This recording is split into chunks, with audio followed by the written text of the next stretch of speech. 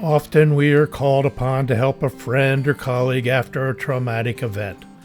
The three-step process can assist us in the debriefing process.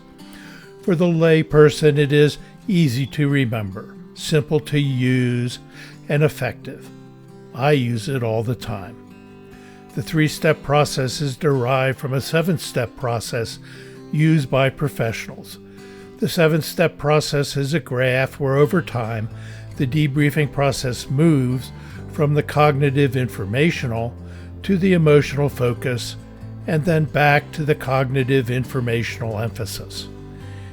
The informational phase focuses on the debriefer, who you are, what you are doing, and on gaining the trust and cooperation of the participants. The fact phase discusses the incident and what happened. It begins with what happened and then transitions to the person's role or involvement in the incident. In the thought phase, the discussion moves from factual to emotional and from things external to the person to how it affected them. The reaction phase is the most emotional.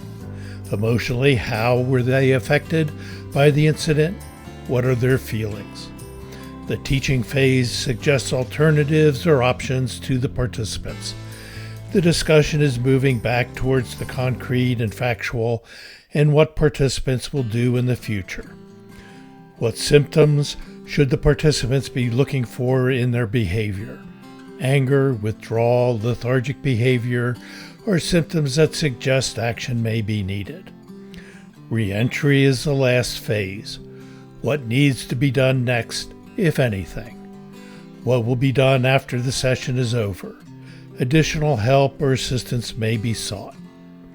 This is a quick summation of a formal process. Needless to say, the debriefing process is recommended to be performed by trained professionals. Often we are called upon to help a friend or colleague in an informal setting. Enter the three-step process. The 7 phases are condensed into 3 phases. The first phase is a merging of the information, fact, and half of the thought phases. Its purpose is to obtain the facts, to determine what happened or what occurred. It emphasizes the cognitive informational. Tell me what happened. Give me the facts. In this phase, you are not interested in how it affected your friend emotionally. You want to know how it happened. Just the facts. The second phase is your friend's reaction. This phase is high on emotion and low on cognitive information. How did it affect them? What was their reaction to the incident?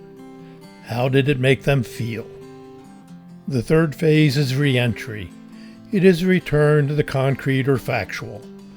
What are their options, or what do they do next? What are their next steps?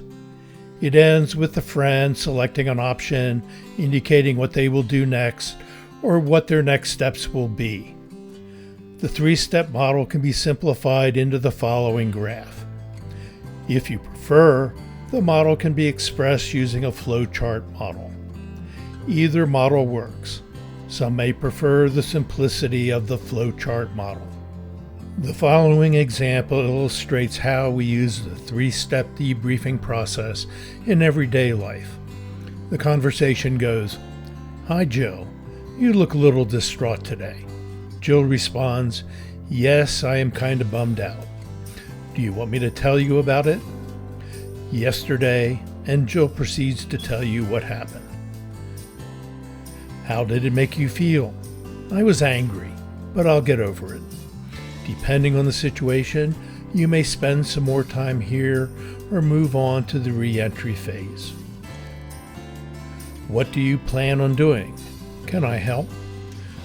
I was planning to, and Jill describes her plan. Then she asks, "What do you think?" Together, they develop a plan of action.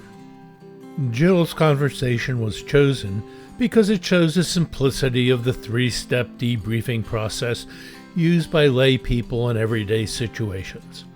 Don't forget the use of trained professionals and the use of the 7-step process. Regardless, the 3-step debriefing process is easy to remember, easy to use, and effective. It can be used by you and me.